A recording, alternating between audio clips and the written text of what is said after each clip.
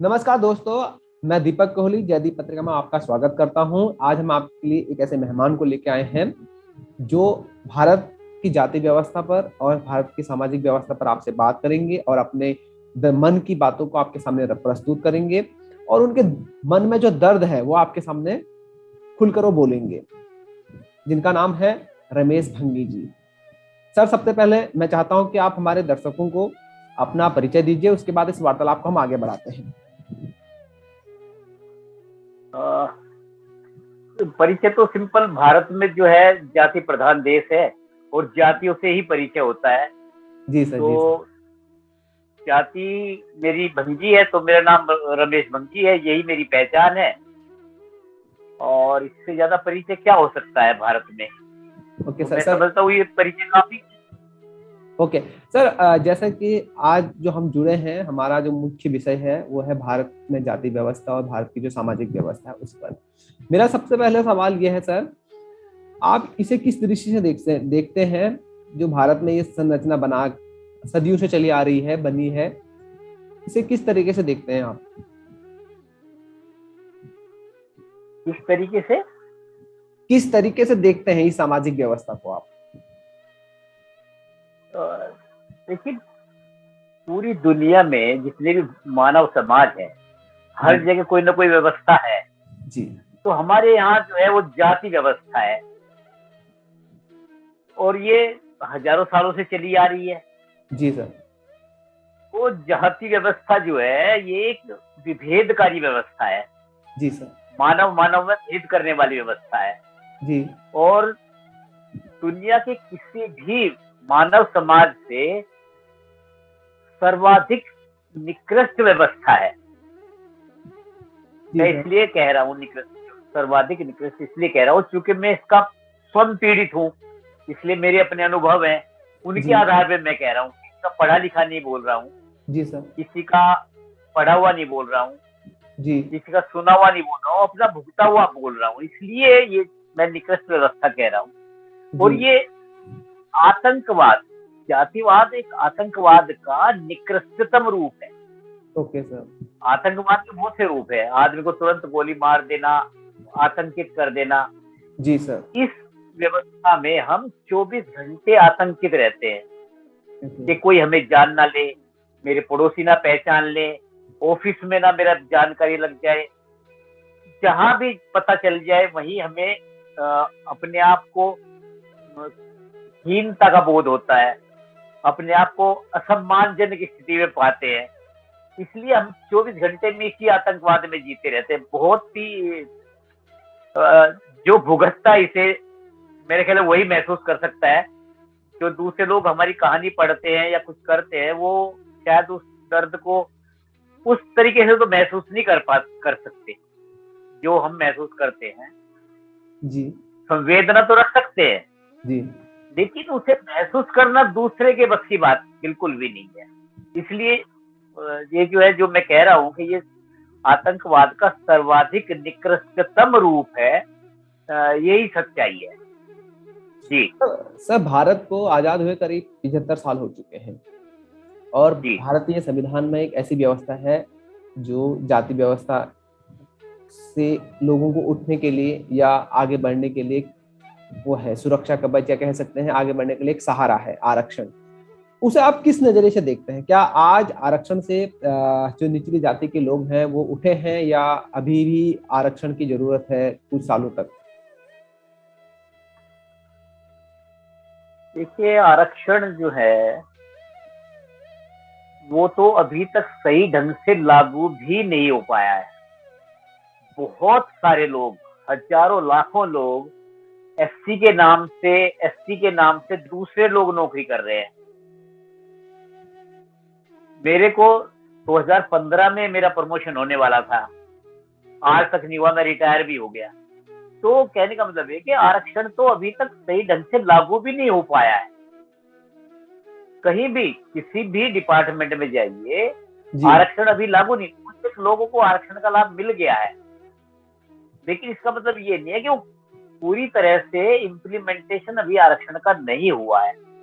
देखिए, आर्थिक स्थिति सुधरती है, आर्थिक स्थिति सुधरने से व्यक्ति में सम्मान जागृत होता है, उसके बाद वो मुख्य धारा में आने की कोशिश करता है, जैसे हम लोग मुख्य धारा में आ गए।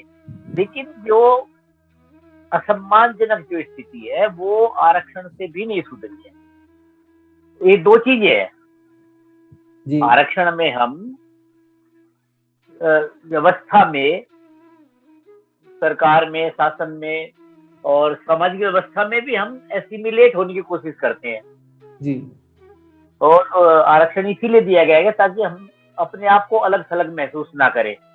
जी लेकिन सूक्ष्म स्तर पे जी वो एसिमिलेट जो आपस में जो मेल जोल है वो नहीं हो पाता किसी भी स्तर पे। जैसे कि हम लोग, अभी मैं अच्छी स्थिति में हूँ, लेकिन जो नफरत है लोगों के दिल में, जो सामाजिक व्यवस्था है, जो सामाजिक बैर जो है, सामाजिक बैर और भी सुदृढ़ हुआ है।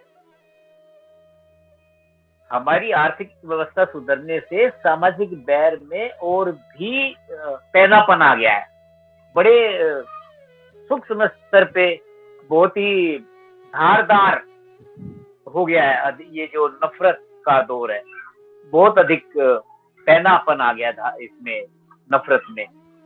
तो नफरत वहीं की वहीं है, आर्थिक स्थिति में सुधार हुआ है और समाज स्वीकृत करने को तैयार नहीं है। हम अपने मन से चाहे कुछ भी कहे, अपने आप को हम क्या सोचते हैं कि हम तो ये चाहते हैं कि भाई धोखा देते हैं अपने मन को कि नहीं वो सामने वाला अपने से नफरत कर ही नहीं सकता, लेकिन ऐसा नहीं है, उसके अंदर नफरत ही भरी हुई है। जी सर, इस नफरत को कैसे हम मिटा सकते हैं? कोई आपके मन में कोई ऐसे विचार हो जिस जिस जो सामाजिक नफरत को मिटा सके? देखिए, नफरत ये है, नफरत सामने वाला करता है। जो मेरा अपना सोच बनी है अब तक की उम्र के दौर में, जी नफरत सामने वाला कर रहा है, तो उसके दिल में हम प्रेम कैसे उपजा सकते हैं? ये एक भावना है। जी सर। प्रेम हो, नफरत हो या कुछ भी, ये जो मानव भावनाएं हैं, ये भावनाएं व्यक्ति के मन में वातावरण से या सोच से उपजती है। जी वो सर। इसे कोई दूसरे व्यक्ति कैसे कंट्रोल कर सकता है? ओके। जैसे कि अब कोई मैं किसी से कहूं कि आप मुझसे नफरत कीजिए, तो जब तक वो व्यक्ति स्वयं नफरत ना करना चाहे, नफरत नहीं कर सकता। ऐसे ही अगर मैं किसी से कहूं कि आप मुझे प्यार करें, मैं नफरत करने वाले से अगर मैं रिक्वेस्ट करूं कि भैया मुझसे प्यार करो, तो ये भी मेरी रिक्वेस्ट पे डिपेंड नहीं करता,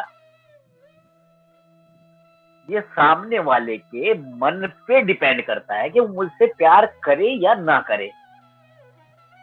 हम फोर्सफुल्ली ऐसा नहीं कर सकते।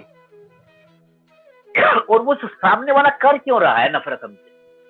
क्योंकि वो उसे बचपन से सिखाई गई है, उसकी संस्कृति ने सिखाई है। जाति व्यवस्था ऐसी इनबिल्ट है कि जब बच्चा पैदा होता है तब से ही सिखा दी जाती है।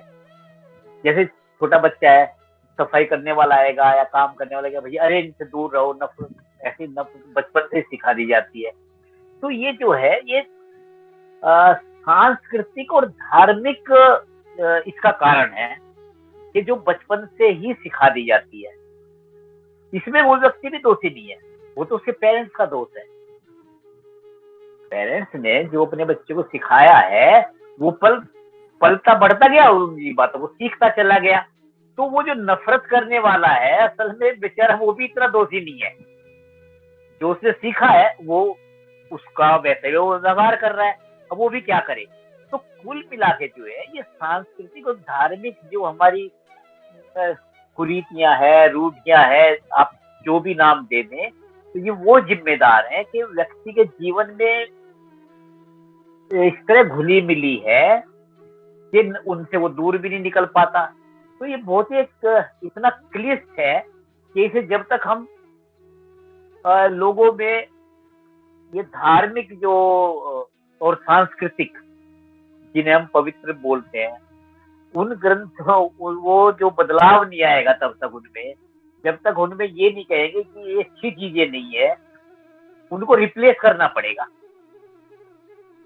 जो धार्मिक कुरीतियां हैं, जो सांस्कृतिक कुरीतियां हैं, उनके स्थान पे हमें नई चीजें डालनी पड़ेगी।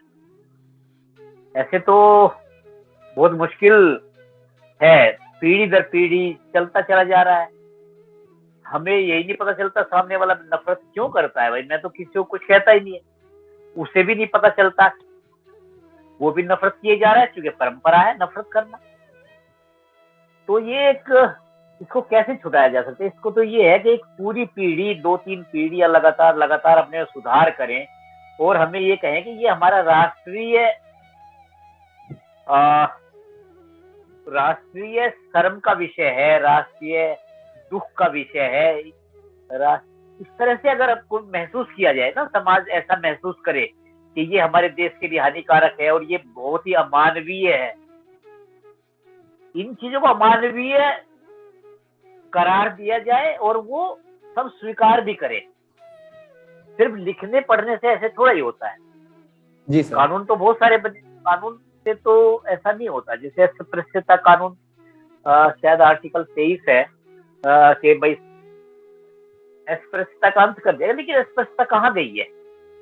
संविधान में लिखा है, 1950 से लागू है, लेकिन अस्पृश्यता तो हम देख रहे हैं सूक्ष्म रूप में है, ऐसे कोई बोल बाल के तो नहीं करता। जी क्या कर सकते हैं सर। तो आपको ये लगता है सर कि आजादी के समय और अभी में थोड़ा बहुत अंतर तो आया है, थोड़ा बहुत सुधार तो हुआ है, इस बात को आप स्वीकार करते हैं?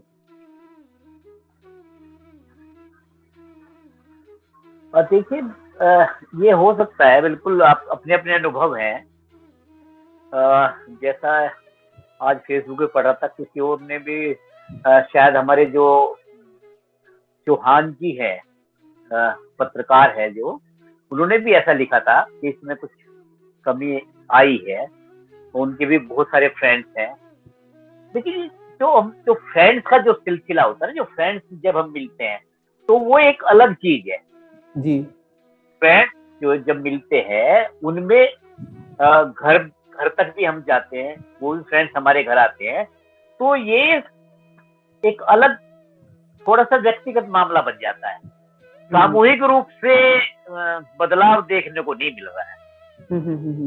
जी सर, जैसे कि भारतीय समाज जाति व्यवस्था में बटा हुआ है और जिसके नुकसान भारत कई बार झेल भी चुका है। जैसे मुगलों ने आक्रमण किया, अंग्रेजों ने हमें हमारे ऊपर शासन किया, उसके बावजूद भी हम सुधरना नहीं चाह रहे हैं। जबकि 75 साल आरक्षण जैसी व्यवस्था भी हमारे देश में स्थापित हुई, और उसके बाद आज अभी 2 साल पहले हमारी भारत सरकार ने और जातियों को भी एक आरक्षण दे दिया। क्या आरक्षण से ही सब कुछ पूरा हो जाएगा क्या? मतलब मेरे कहने का मतलब है, लोग क्यों बदलना नहीं चाहते हैं? क्या इस पर आप कुछ विशेष टिप्पणी करना चाहेंगे? आपके अनुभव आप रखना चाहेंगे? हाँ, असल में क्या है, ये जाति भी क्या है, जाति भी इसका कोई फिजिकल एग्जिस्टेंस तो है नहीं, ये एक मानसिक रोग है। तो इसका मानसिक रोग का कोई इलाज क्या है? इसका मानसिक रोग का तो मानसिक इलाज ही है कि विचारों में परिवर्तन ही हो सकता है। अगर हम सामने हमारे कोई चीज हो, उससे तो हम लड़ सकते हैं, उससे हम कह सकते हैं, फिजिकली कोई दवा भी दे सकते हैं, लेकिन इसका एग्जिस्टेंस जो है वो मेंटल है, मानसिक स्तर पे है। तो इसको सिर्फ विचारों में परिवर्तन करके ही इसको दूर किया जा सकता है, सुधार किया जा सकता है। और ये जो है एजुकेशन से हो सकता है। हमें जो जो विचार हमारे क्या कहते हैं उसे, मानसिक स्वास्थ्य के लिए, मानसिक विकास के लिए जो सहायक हो, ऐसे विचारों को हम पाठ्यक्रमों में शामिल करें। जब हम ऐसे विचारों को पाठ्यक्रमों में शामिल करेंगे तो वही आगे जाके मेरे ख्याल है इम्प्लीमेंट कर पाएंगे हम। हम्म। मुझे तो ऐसा लगता है, मेरा व्यक्तिगत विचार है ये, कि हम इसे अपनी पाठ्य पुस्तकों में शुरुआती दौर से ही सुधारात्मक, जो मानसिक, जो हमारी जो जातीयता स्थापित करने वाली जो सोच है, उसको तोड़ने वाले विचार, उसे बुरा मानने वाले विचार कि भाई जाति एक बुरी चीज है, जाति अमानवीय है, जाति के आधार पे नफरत करना ये अमानवीय है, ये चीजें हमें बार बार अगर हमें पढ़ाई जाए, क्योंकि दिमाग, ये हमारे सबकॉन्शियस में जाना चाहिए। जी सर। हमारे सबकॉन्शियस में जाति सबकॉन्शियस में पड़ी हुई है। अगर हम सबकॉन्शियस को में हम के जाति के विरोधी विचार स्थापित करें कि जाति अमानवीय है और हमारे राष्ट्रीय शर्म का विषय है, तो मेरे ख्याल शायद हमारे सुधार हो सकता है। ओके सर, एक और चीज सर एक और चीज मैं आप पूछना चाहता हूँ। जैसे बहुत सारी निचली जातियां या जो दलित शब्द को हम यूज करते हैं या इस्तेमाल करते हैं, उस समाज के लोग अपने आप को घोड़ी पर बैठना या मूछें रखना उसको अपना सम्मान समझते हैं। मेरा खुद का ही मानना है कि ठीक है, आपको घोड़ी पर बैठना है, अच्छी बात है, और मूछें रखना आपको अच्छी बात है, लेकिन उसे आप अपना सम्मान क्यों समझ रहे हैं? क्या मूछें और घोड़ी पे बैठने से आपको सम्मान मिल जाएगा? जी जी जी जी, ये असल में मुझे ऐसा लगता है, ये प्रतिक्रियात्मक व्यवहार है असल में, उसे ऐसा लगता है। लेकिन मैं तो समझता हूँ, अगर मुझे ऐसा मौका मिले तो मैं तो, न घोड़ी की जरूरत है, न किसी की जरूरत है, पैसा खर्च करने की जरूरत नहीं है, देखा जाए तो। जब मेरे पास ऑब्वियसली संविधान है, मेरे पास कोर्ट मैरिज का वो है, ऑप्शन है, विकल्प है, तो हम क्यों धार्मिक चीजों को बढ़ावा दें? क्या उस घोड़ी पे बैठ के हम धार्मिक चीजों को बढ़ावा नहीं दे रहे हैं, जिसने हमारा कई सालों से शोषण किया है? तो हम क्यों करें उन चीजों को? देना ही हुआ, असल में जातिवाद को बढ़ावा ही देना हुआ, क्या जरूरत है? वही तो। हमें तो अच्छा उदाहरण दिया, हमें तो बिल्कुल किसी भी चीज में पैसा खर्च नहीं करने की जरूरत नहीं, एकदम ये सब बेकार की बात है जी। अब क्या कहते हो, ये तो सब चीज से बचाव करना चाहिए। जैसे मंदिरों में जाने की कुछ सोचते हैं कि हम मंदिरों में जाए, अरे जरूरत ही नहीं है सर। मुझे खुद व्यक्तिगत तौर पर कई साल हो चुके हैं, मैं मंदिर नहीं गया हूँ। सामने वाला हमारे से भेदभाव छुआछूत कर रहा है, भाई आप वहां जाओ ही मत, उन लोगों से आप बात ही मत करो, तो आपसे कैसे भेदभाव कर लेगा वो? अच्छी बात है, बिल्कुल, हमें उसे मौका ही ना दे। वही तो, कि वो हमसे ना, मौका ही मत दो। वही तो, आप जब आप उसे मौका दोगे, जब आप, दूसरा आप पढ़ोगे नहीं, आप ज्ञान पे या तर्कों पे अपना बना ही नहीं पाओगे तर्क, तो सामने वाला आपको तर्कों पे हराएगा ही हराएगा। मेरा खुद का व्यक्तिगत मानना यह है, जब आप अपना इतिहास, अपने पूर्वजों के बारे में या अपने चीजों के बारे में नहीं जानोगे, तो आपको तर्कों पे या हर चीज पर सामने वाला व्यक्ति हरा देगा, चाहे वो अंग्रेज हो या वेस्ट इंडीज का व्यक्ति हो या अफ्रीका का व्यक्ति हो, वो आपको तर्कों से हरा देगा। नहीं, ये बिल्कुल अच्छी बात है। हम तो कह रहे हैं कि आप अपने, देखिए, बड़ी कष्ट मेहनत से जो कमाया गया पैसा है, आप उसे मंदिर में, घोड़ी में या तमाशे में या जो आतिशबाजी में, इसमें क्यों खर्च करते हो? एकदम क्या जरूरत है? राइट सर, मैं आपकी बातों से एकदम वो एग्री हूँ, सहमत हूँ कि इन चीजों से जो निचली जाती है या जो जिनके साथ भेदभाव या छुआछूत हो, मैं तो उनसे ये रिक्वेस्ट करता हूँ कि भाई आप उन चीजों को मनाओ ही मत जिससे आपका शोषण हुआ है। उन चीजों से दूर हटो, अपने आप को अलग रखो, अपने आप को शिक्षित बनाओ, शिक्षा में इन्वेस्ट करो, अपने बच्चों को अच्छा पहनाओ, अच्छा खिलाओ और अच्छे शिक्षा दो, तो अब आपकी स्थिति ऑटोमेटिक सुधरेगी। नहीं, हमें तो देखिए, जैसे हम लोग कैदियों को इसमें जेल खाने में रखते हैं जी, तो किसी कैदी की जो स्वतंत्रता है वो जेल की दीवार पे टिकी है। जी जी, अगर दीवार ना हो तो वो स्वतंत्र है जी। इसी प्रकार से जो हमारी जो स्वतंत्रता है जी, वो इन्हीं चीजों पे टिकी हुई है। अगर हम उनको मानना छोड़ दें जी, तो हम फ्री है। वही तो सर, अरे भाई, आप घोड़ी पे मत चढ़ो, आप फ्री, आप तो आपके पैसे बच गए, आप तो फ्री हो गए। अब उससे आपको कौन कह रहा है? एकदम ये असल में क्या है, ये हमारे अपने बंधन है जो हमने खुद ओढ़े हुए हैं। एकदम आपको कौन कह रहा एकदम। है? कोई कोई नहीं कहता आप ऐसे करो, जरूरत ही नहीं है। तो ये हमें बदलाव करना पड़ेगा, ये सिर्फ सोच में परिवर्तन करने से ही हो सकता है। उसके लिए हमें क्या करना चाहिए? इसमें एजुकेशन के अलावा और हो भी क्या सकता है? कुछ एजुकेशन के अलावा कुछ नहीं हो सकता सर। सर आप, मेरे पास समय सिर्फ 1 मिनट रह गया है। 1 मिनट में मैं चाहता हूँ कि आप कुछ अपने विचार रखें। उसके बाद हम भविष्य में दोबारा से आपके साथ कांटेक्ट करेंगे। अभी हमारे टेक्निकल चीजों से हम जूझे आधा घंटा। तो सर आप लास्ट में अपना जो भी विचार है आप 1 मिनट रख सकते हैं। अच्छा देखिए, अंत में मैं यही कहना चाहूंगा, जाति जो चीज है, ये एक मानसिक चीज है। इससे हम लड़ नहीं सकते।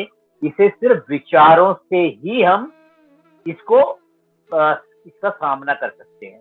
अब जाति है, इसको स्वीकार करके ही हम अपना अस्तित्व कायम कर सकते हैं। अब अब क्या, ये तो देखिए, भारत एक जाति प्रधान देश है और जाति इसकी है, इसको स्वीकार करना ही जरूरी है। बरसात के दिनों में बरसात होती है, बरसात है, उससे इनकार नहीं कर सकता। बरसात के लिए छाता जरूरी है, और जातिवाद का सामना करने के लिए इसका स्वीकार करना और इससे अपने आप को उन चीजों से जो जातिवाद को बढ़ावा देने वाली, जातिवाद को स्थापित करने वाली चीजें हैं, उनसे बचना जरूरी है। जैसे कि आपने बताया, घोड़ी पे ना चढ़ना, शराब न पीना, ये हमारी अपनी बुराइयां हैं जो हम खुद अपने ऊपर ओढ़े रखते हैं। इनको छोड़ दीजिए। तो मैं समझता हूँ कि मेरा 1 मिनट पूरा हो गया है। Okay sir. सर बहुत बहुत धन्यवाद।